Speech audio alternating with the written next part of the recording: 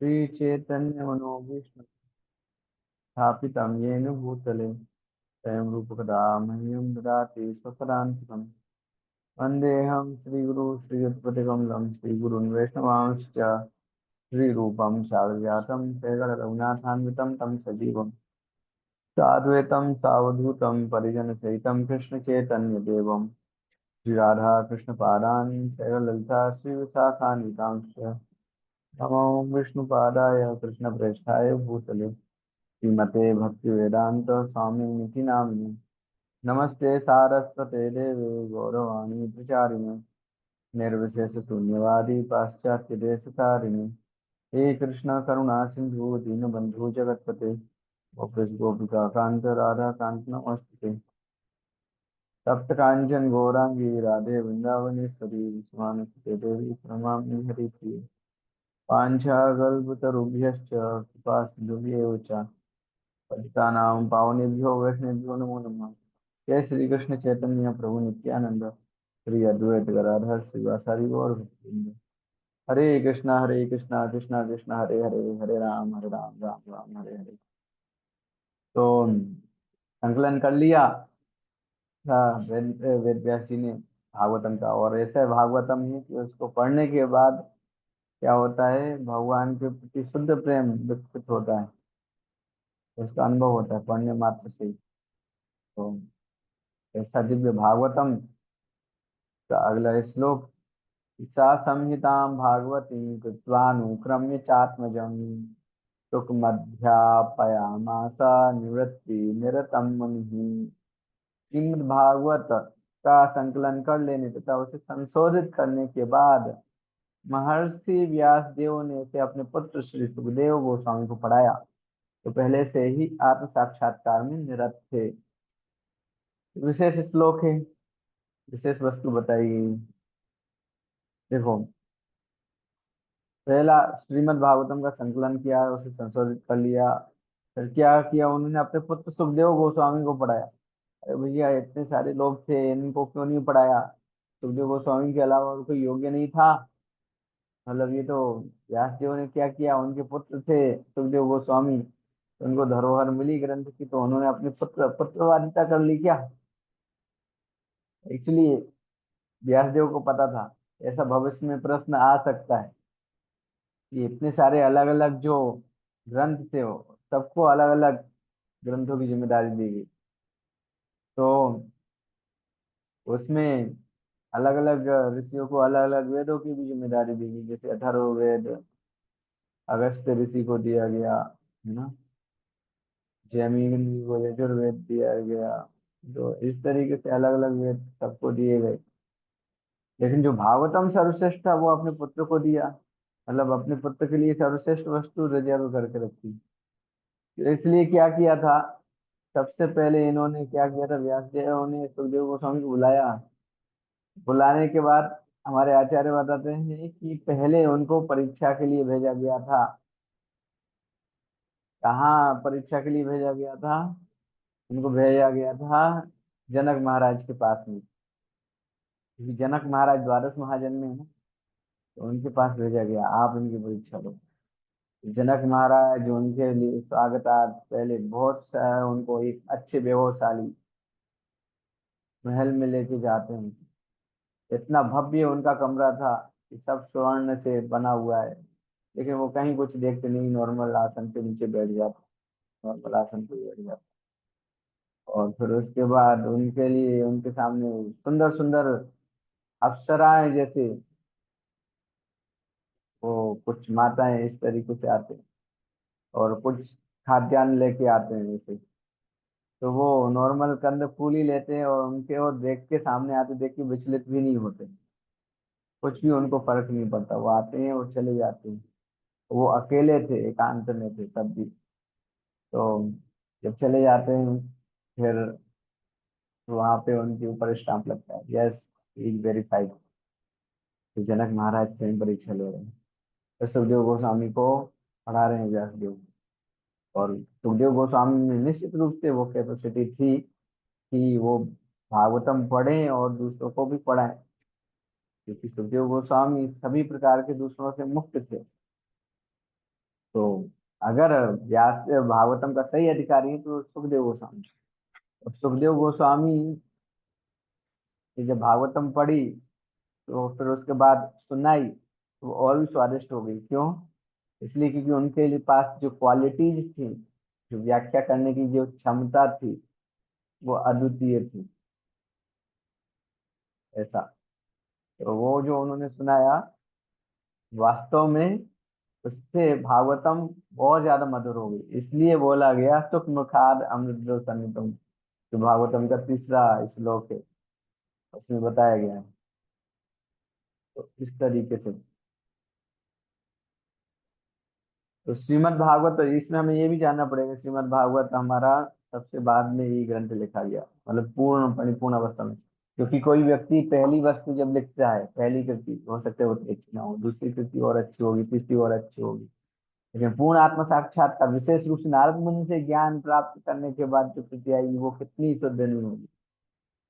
तो इसलिए ऐसा बताया गया है श्रीमद् भागवत। जैसे कि सामान्य लोग कहते हैं कि ब्रह्म सूत्र या वेदांत सूत्र किसी का नहीं है, ब्रह्म संप्रदाय। अरे भैया, व्यासदेव हमारे ब्रह्म संप्रदाय में ही आ रहे हैं। जब वो ब्रह्म समुदाय में आ रहे हैं और उन्होंने उसके ऊपर वेदांत सूत्र की व्याख्या श्रीमद् भागवतम दे दी है, तो अलग से और लिखने की क्या जरूरत है? तो यह ब्रह्म सूत्र या वेदांत सूत्र उन लोगों के निमित्त है जो पहले से आत्म साक्षात्कार में निरत हैं, यानी कि लगे हुए। श्री भगवान श्रीमद् भागवत इस तरह रचा गया है कि इसकी कथा सुनते ही मनुष्य आत्म साक्षात्कार के मार्ग में तुरंत प्रवृत्त हो जाता है। अब प्रश्न उठता है कि अरे भैया, इतनी तो चल रही हैं कथाएं, जगह जगह पे चल रही है भागवतम कथाएं, भागवतम सप्ताह है, हमें तो नहीं दिखता। मावा चबाते चबाते वो पंडित जी बोलते हैं, और पंडित जी के साथ में जो सुन रहे होते हैं वो भी मावा चबाते रहते हैं। ऐसे कैसा परिवर्तन हो रहा है? फिर उसके बाद वो कहते हैं भैया, भगवान करें तो रास लीला, हम करें तो करेक्टर ढीला, तो हम भी रास लीला करेंगे। कहाँ पर पवित्रीकरण हो रहा है? भागवतम से तो उत्पात हो रहा है। तो ये ऐसे कह सकते हैं। तो उसका कारण ये है कि भागवतम से उत्पात क्यों हो रहा है? क्योंकि वो गलत व्यक्ति द्वारा सुनाया जा रहा है, और दूसरा वो पात्र योग्य नहीं है। और दूसरी वस्तु ये है कि उसमें वो सीधा दसम स्कंद पे पहुंच जाते हैं। दसम की स्कंद की मुख्यतः चर्चा होती है, पहले दूसरे तीसरे क्रमशः जो चर्चा है उस रूप में नहीं होती। तो इसलिए ये विपत्ति आई है। और जो आचार्य हमारे बताते हैं कि जो सीधा दसम स्कंद सुनता है उसको भवरोग बढ़ेगा। विक्रम से भागवतम, क्रम से 1 से लेकर 10 तक पूछना चाहिए। तो ये भागवतम पढ़ने की विधि है।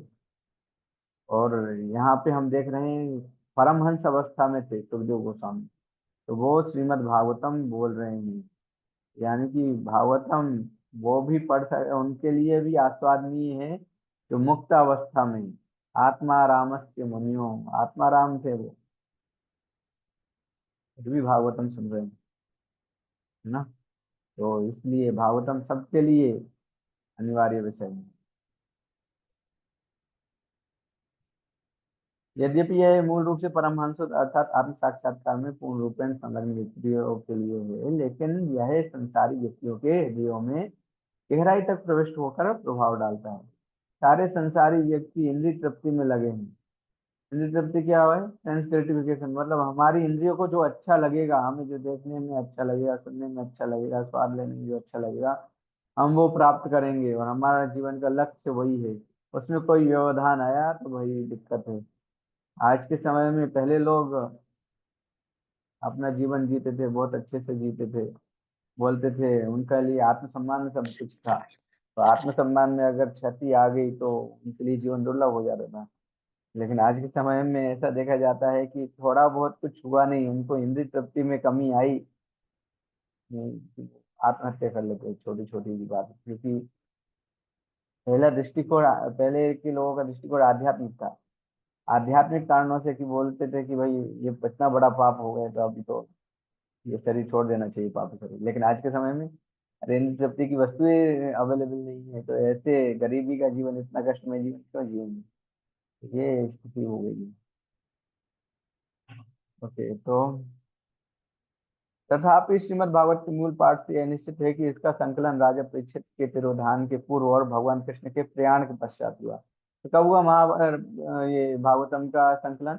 जब भगवान चले गए थे और परीक्षित महाराज गए नहीं थे, दोनों के बीच में हुआ, निश्चित रूप से क्लियर है।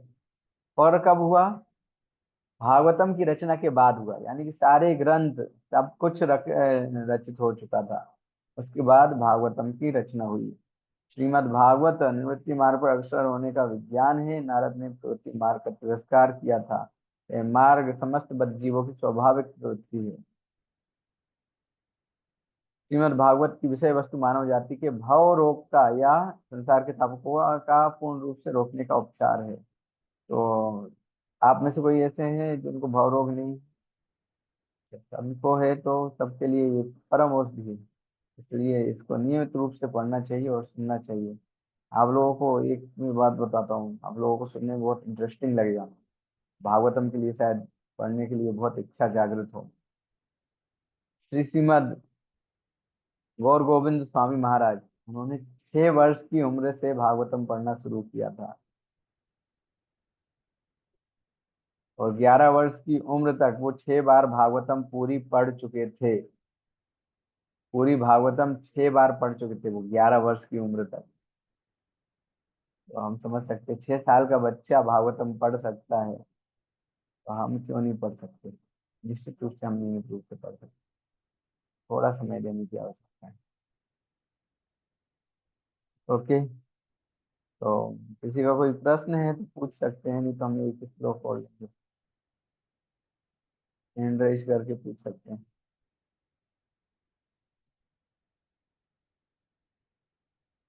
ठीक है, किसी का कोई प्रश्न नहीं है तो आगे चलते हैं। शौनक उवाच। तो किसी का मैसेज आया। शौनक उवाच। सावे निवृत्तिर्निरतः सर्वत्रोपेक्षको मुनिः कस्य वा बृहति मेताम् आत्मारामः समभ्यतत। श्री शौनक ने सूत गोस्वामी से पूछा, सुखदेव गोस्वामी तो पहले से ही निवृत्ति मार्ग पर चल रहे थे, तो इस तरह वे अपने आप में प्रसन्न थे, तो फिर उन्होंने ऐसे बृहत साहित्य का अध्ययन करने का कष्ट क्यों उठाया? ये बात है, इतना पूरा दिन रात पढ़ना ना, ये कष्ट क्यों उठाने की जरूरत है? वो तो पहले से ही आत्माराम थे। तात्पर्य सामान्य लोगों के लिए जीवन की चरम सिद्धि भौतिक कार्यकलापों को बंद करके आत्म साक्षात्कार के पथ पर स्थिर होना है। जो लोग इंद्रिय भोग में सुख पाते हैं या जो भौतिक शारीरिक कल्याण के कार्य में स्थिर हैं, वे कर्मी कहलाते हैं। तो जो कर्मी कौन है? कर्मी वो हैं जो इंद्रिय भोग के लिए कार्य कर रहे हैं।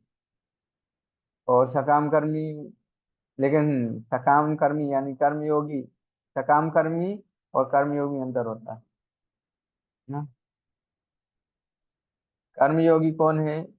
कर्मयोगी वो है जो कि कर्म तो करता है फल की इच्छा से, लेकिन वो भगवान को अर्पित करता है और सोचता है इससे कुछ फल उसे भी प्राप्ति हो। मतलब भक्ति भी कर रहा है उसका, इस तरीके से योग कर रहा है, भगवान को अर्पित कर रहा है कुछ ना कुछ, लेकिन पूरा नहीं कर रहा है। प्रत्येक व्यक्ति उच्चतम सुख की खोज में लगा रहता है, लेकिन इस सुख का मानदंड व्यक्ति व्यक्ति के साथ अलग अलग हो सकता है। अतएव कर्म द्वारा भोग गया आदर्श सुख आत्मारामों के आदर्श सुख से भिन्न होता है। आत्माराम हर जिस तरह से भौतिक भोग के प्रति अन्य मनस्क रहते हैं, तो उनको कोई भौतिक, क्योंकि आत्माराम मतलब कि जो आत्मा में रमण करे, जो आत्मा में रमण करे उसको कहते हैं आत्माराम। अब अपनी आत्मा में ही क्योंकि आत्मा में सच्चित आनंद से बनी हुई है ना, तो आनंद तत्व है वहां, तो उसी में वो आनंद का अनुभव करता है, तो बाहर कुछ ढूंढने की जरूरत ही नहीं होती, स्वयं संतुष्ट है। तो ऐसी अवस्था प्राप्त कर ली थी, तो फिर इतना विशाल भागवत ग्रंथ का अध्ययन करने का कष्ट क्यों उठाया? इसका अर्थ यह है कि श्रीमद् भागवत उन आत्मारामों के लिए भी स्नातकोत्तर यानी कि डिग्री जैसा है, जिन्होंने समस्त वैदिक ज्ञान का अध्ययन कर लिया है, सारे वैदिक ज्ञान पढ़ लिए, लेकिन फिर भी उनके लिए पीएचडी जैसा और उसके आगे की भी स्टडी है भागवतम। भागवतम इतना मूल ग्रंथ है, कई बार लोग बोलते हैं आपको वेद पढ़ना चाहिए, भागवतम की छोटी मोटी वस्तु है। उनको बताना चाहिए, देखो आत्माराम सुखदेव गोस्वामी आपसे भी ऊंचे लोग भागवतम पढ़ रहे हैं, क्योंकि भागवतम उससे भी ऊपर वस्तु है।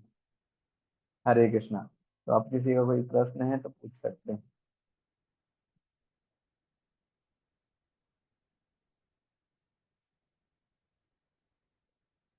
ठीक है, कोई प्रश्न नहीं है, तो एंड करते हैं। श्रील प्रभुपाद की जय। श्रीमद् भागवत महापुराण की जय। जय गौर हरि।